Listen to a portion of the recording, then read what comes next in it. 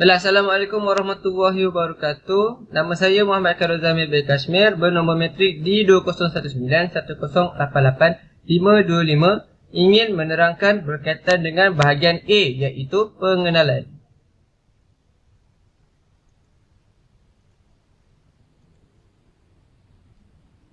Untuk pengenalan, bangunan yang kami kaji adalah bangunan Taj Mahal, iaitu sebuah bangunan yang mempunyai sejarah dan keunikan tersendiri sehingga berjaya menarik perhatian rakyat di negara mereka, malah pelancong di seluruh dunia.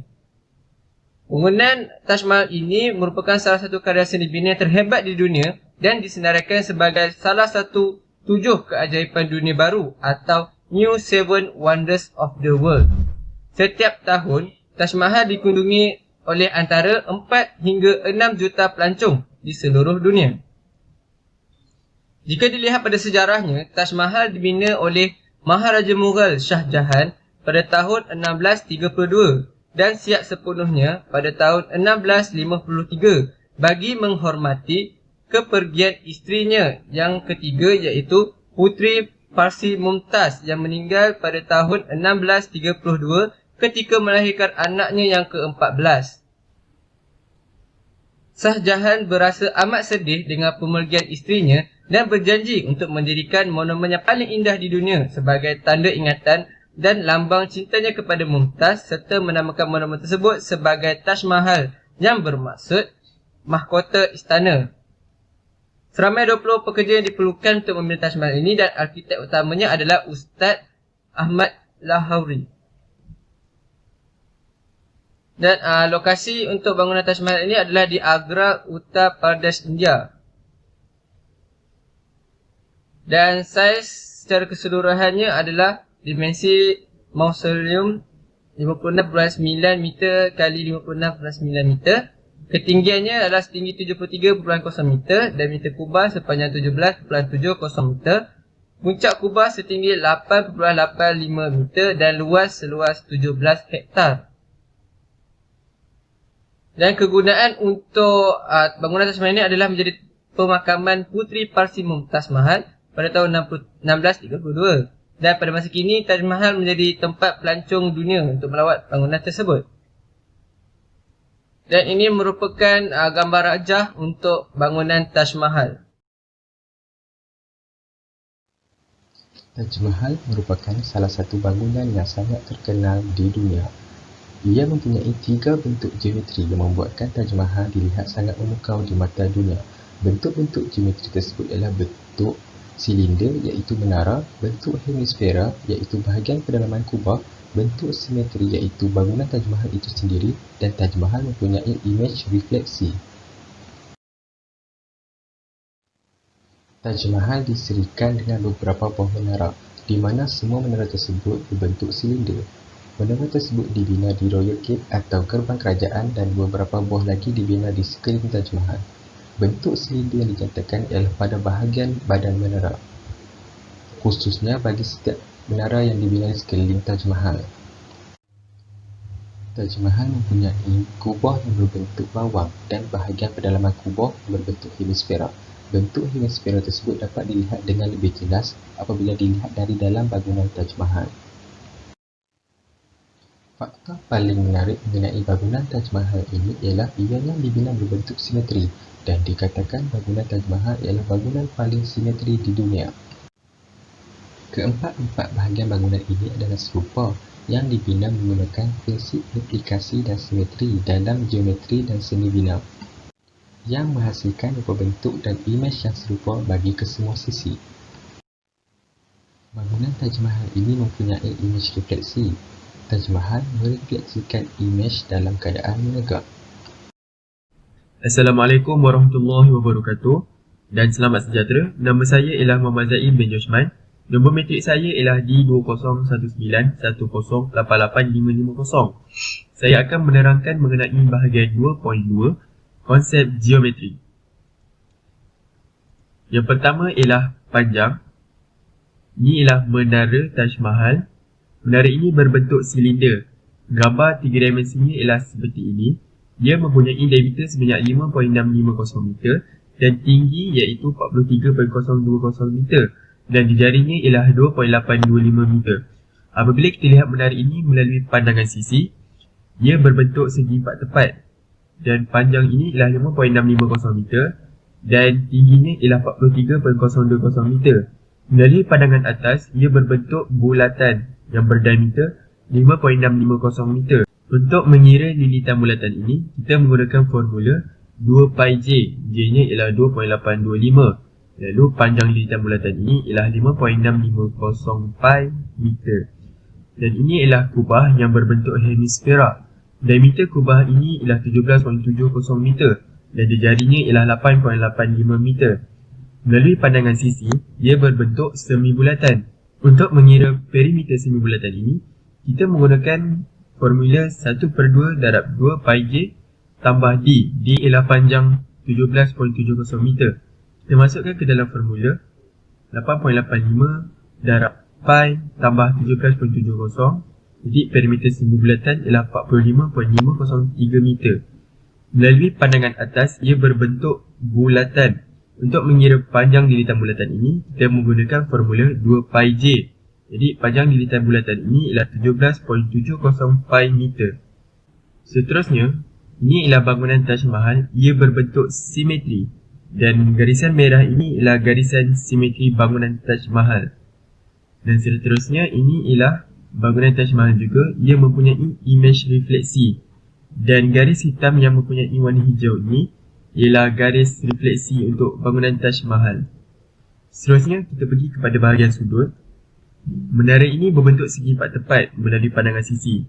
Jadi, kita boleh katakan bahawa segi empat tepat merupakan poligon selari yang mempunyai sudut tepat iaitu 90 darjah. Menggunakan corollary 4.2.1, semua sudut segi empat tepat adalah bersudut tepat.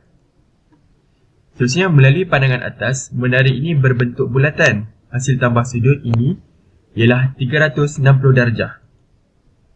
Contoh soalan ialah ADB ialah lengkuk kepada sudut AOB pada titik O dan sudut ACB pada titik C.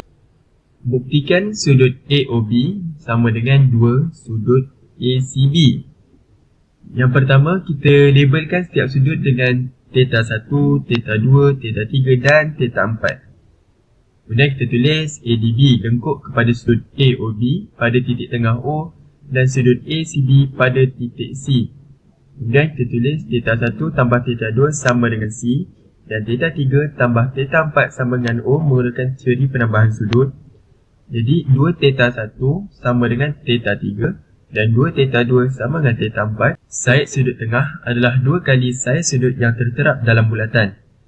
Kemudian menggunakan sifat penambahan, theta 3 tambah theta 4 sama dengan 2 theta 1 tambah 2 theta 2.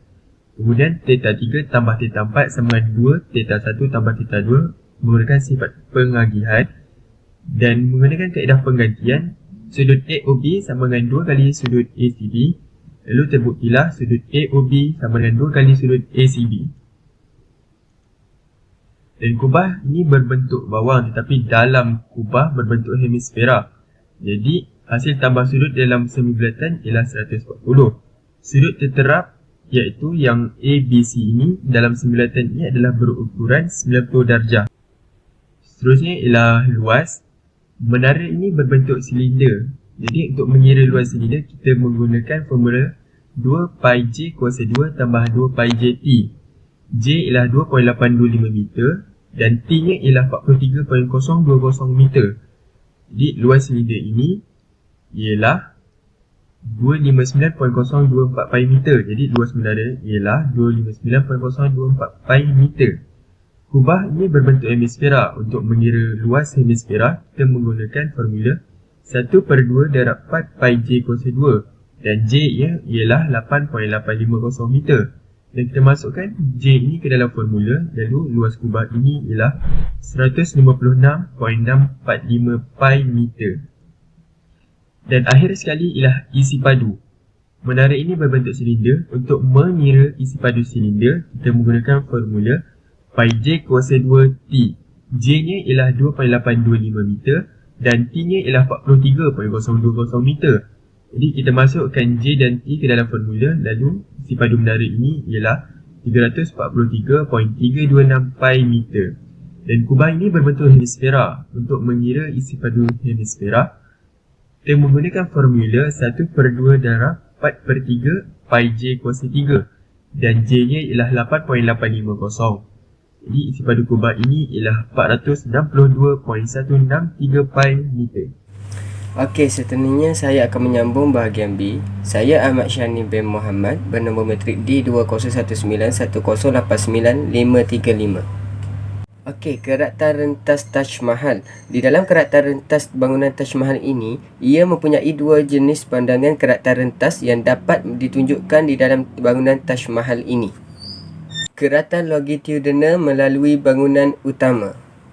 Dari keratan rentas ini, ia menunjukkan ruang tengah dan 4 bilik di tingkat atas. Pada bangunan Taj Mahal ini mempunyai bentuk segi lapan ataupun lebih dikenali sebagai oktagon. Berdasarkan keratan rentas ini menunjukkan di bahagian bawah pula, bangunan ini mempunyai 4 bilik di bahagian bawah yang berbentuk segi 4 tepat.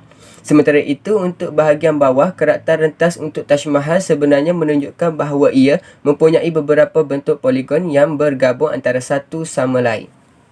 Sekarang kita beralih kepada contoh keratan rentas ruang tengah dan juga 4 bilik di tingkat atas yang berbentuk oktagon ataupun segi lapan. Sekarang kita mempunyai imej oktagon yang berjejari, kita andaikan sebagai A, di mana kita dapat mengira luas segi lapannya melalui formula 2A kuasa 2 didarabkan dengan 1 tambah punca kuasa 2. Okey, seterusnya contoh keratan rentas bilik di bahagian bawah yang berbentuk segi 4 tepat, di mana kita dapat tengok lebar dan juga panjangnya kita andaikannya sebagai A, dan juga kita dapat mengira luas segi 4 tepat ini menggunakan formula A didarabkan dengan A. Okey, kita beralih kepada keratan rentas yang kedua, iaitu keratan rentas latitude melalui dewan utama. Dari keratan rentas ini, keratan lintang latar belakang melalui dewan utama menunjukkan bahawa bentuknya lengkungan hemisfera dari bumbung. Seterusnya, keratan rentas melalui bumbung masih lengkungan hemisfera, dan walaupun terdapat perbezaan geometri dari skema sebelumnya, prinsipnya tetap sama. Jadi intinya adalah bahawa setiap cangkang utama mempunyai permukaan luarannya yang digambarkan sebagai bahagian sfera. Kemudian untuk pangkalan bangunan, ini menunjukkan bahawa bentuk untuk bangunan Taj Mahal ini adalah berbentuk segi lapan ataupun lebih dikenali sebagai oktagon. Okey, kita akan beralih kepada contoh yang terakhir, iaitu contoh bentuk atap bangunan utama. Contoh bentuk atap bangunan utama ini sebagaimana yang telah saya terangkan tadi, ia berbentuk hemisfera. Jadi imej sekarang anda melihat imej yang berbentuk sfera, hemisfera, di mana ia berjejari diandaikannya sebagai J. Kita dapat mengira luas permukaannya melalui formula pi J kuasa 2 ditambah dengan 2 pi J kuasa 2.